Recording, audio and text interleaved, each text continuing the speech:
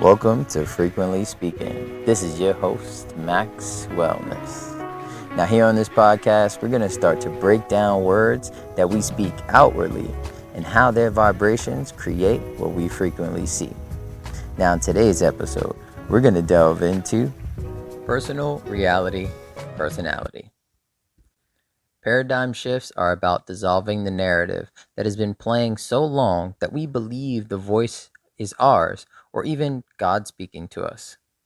Being pliable enough to shift perspective is like a Rubik's Cube of views. We twist and turn and flip until it's aligned.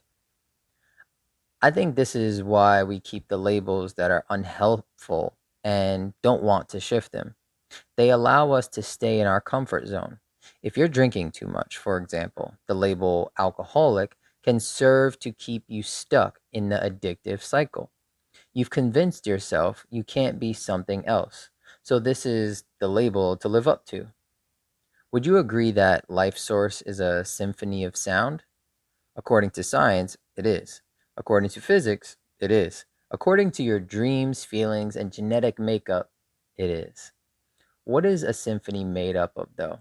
Musicians, instruments, strings, tubes, percussions, breath, tones, frequencies, sound waves, pitches, crescendos, intros, and outros.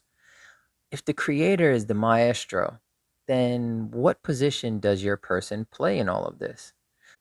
We have all been given our own instruments to play, and play them well we do.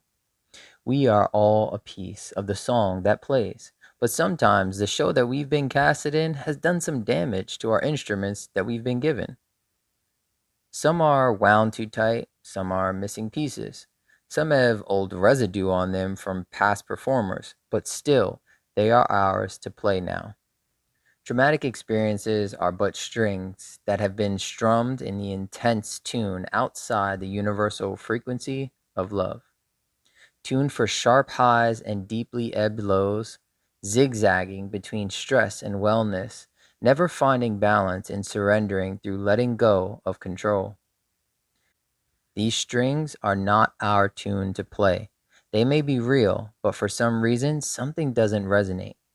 Yes, it is quite hard to tune your own instrument in the middle of such a beautiful song, but you have support. You are not the only violin, cello, or flute. Stopping, resting, and listening is not wrong. There are many like you, some too afraid to stop for a second and tune their tone. There are others like you that have noticed, have seen, you are not alone. The way we play stands out in this world as our own, our personality. It soon becomes our personal reality. Detaching from the instrument, separating from the tune, reminding yourself that this instrument is not you. This is the greatest feat that you can choose. For the song will keep playing, the show must go on. All that matters is the resonance you feel, the relationship you build as you realize the time you have with this instrument isn't that long.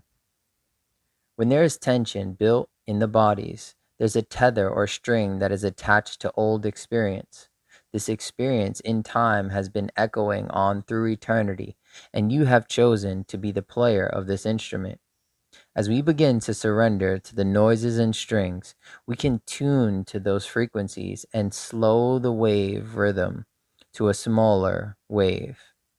This allows for it to receive the silence and stillness it needs to come back to harmony with the universal Om. My inquiring question to you is, how are you crafting your finely tuned instrument as you tune, cleanse, and polish for the next player in this song?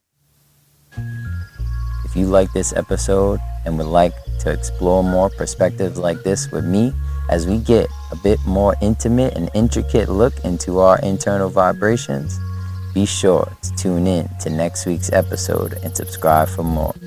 Until then, keep frequently speaking what you frequently see.